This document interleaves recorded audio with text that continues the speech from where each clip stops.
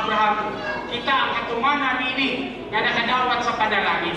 Usa ang atong panalangin mao ang managtugod nga tulo sa Dios nga atong mapahimuslan karon sa Espiritu Haron nga paagi.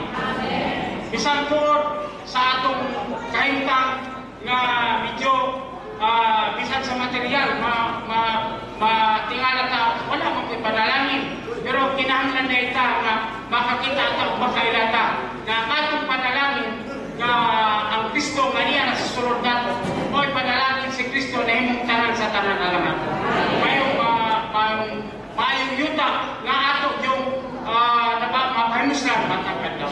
Sa salamat ini dapin ang langin na kata diha kang Kristo Isos kay sa iyang kamatayon nadawat nato ang panalangin.